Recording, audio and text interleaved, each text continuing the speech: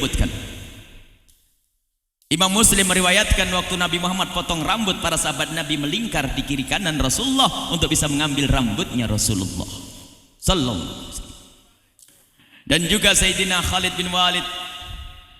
Sayyidina Khalid bin Walid adalah seorang panglima yang sangat jago. Tiba-tiba di tengah medan laga Sayyidina Khalid bin Walid berhenti, mengambil kopiahnya yang sudah usang, dalam riwayat imamahnya yang sudah usang, sampai orang-orang para tentara pada berkata, ya Khalid bin Walid, kenapa engkau sibuk dengan urusan kopiah yang sudah usang? Sekarang kita di medan laga, mari kita berperang, sudah tinggalkan, nanti kita cari lagi. Khalid bin Walid tersinggung dan berkata, jangan kau remehkan itu kopiah, ketahuilah kopiah itu biarpun usang dan aku cari, karena di dalamnya aku sisipkan rambutnya Rasulullah sallallahu alaihi wasallam. Mengagungkan rambut Nabi Muhammad sallallahu alaihi wasallam. Dan masih banyak riwayat-riwayat para sahabat Nabi memuliakan Rasulullah, dan yang dimuliakan bukan wahyunya saja, bahkan bukan jasadnya saja, akan tapi semua yang nempel kepada badan Rasulullah dimuliakan. Imam Muslim meriwayatkan satu hadis dari Sayyidah Hafsah. Sayyidah Hafsah bercerita, hadhihi jubbatu Rasulillah, jubbah Rasulullah dipegang oleh Sayyidah Hafsah. Qabadatha Aisyah lamma qubita Rasulullah sallallahu alaihi wasallam, tatkala Nabi Muhammad diambil oleh Allah, kembali kepada Allah, meninggal dunia, qabadatha Aisyah, jubah itu dipegang oleh Siti Aisyah. Walamma qubidat, tatkala Siti Aisyah meninggal, qabattuha, aku pegang, kata Sayyidah Hafsah. Wa inni ughassiluha astashfi biha limardana, dan aku cuci jubahnya Rasulullah, aku jadikan obat untuk orang yang sakit. Sallu ala Nabi Muhammad. Jubahnya Rasulullah bukan wahyu, jubah Rasulullah bukan badannya Rasulullah. Maka kalau ada orang ini adalah hadis berceceran di hadis-hadis sahih, sengaja kita hadirkan Bukhari Muslim, sebab orang yang anti maulid Nabi pun kadang pakai Bukhari Muslim, cuman membacanya dengan akalnya sehingga seolah-olah tidak pernah membaca hadis yang semacam ini. Ini semua diriwayatkan oleh dari Rasulullah sallallahu alaihi wasallam. Bahkan ada satu riwayat, dan kebetulan memang ini bukan di riwayat Imam Bukhari dan Muslim, akan tapi para ulama menyebutkan riwayat ini.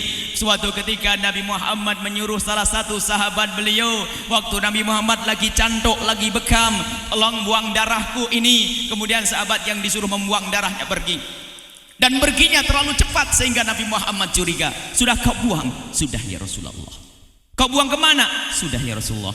Dilirik oleh Rasulullah, ada basah-basah di bibirnya. Kau buang kemana? Aku makan ya Rasulullah. Rasulullah menjawab, kau tidak akan masuk neraka.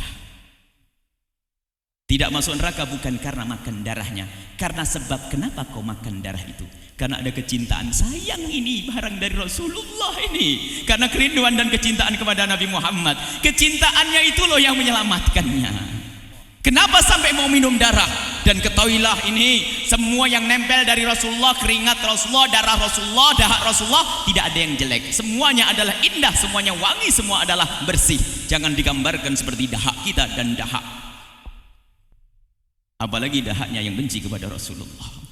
Nah, kalau dahaknya orang yang benci Rasulullah selalu mengiaskan Rasulullah seperti dirinya Nabi Muhammad manusia biasa, sehingga kalau ada berbicara tentang dahak Rasulullah tidak ada tertarik.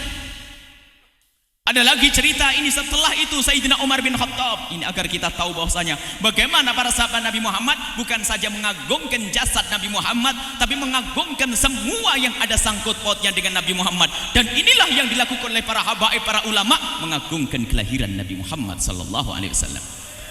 Sayyidina Umar bin Khattab bercerita. Sayyidina Umar bin Khattab punya cerita.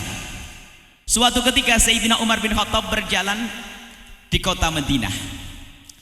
Ada satu talang itu kurang nyaman, bentuknya itu tidak indah, sehingga oleh Sayyidina Umar bin Khattab disuruh diturunkan oleh Sayyidina Umar bin Khattab. Setelah diturunkan, ditaruh di gudang. Di esok harinya atau beberapa hari kemudian, Sayyidina Abdullah bin Abbas itu yang selalu menyertai Rasulullah, kemanapun Rasulullah pergi, Sayyidina Abdullah bin Abbas mengikutinya.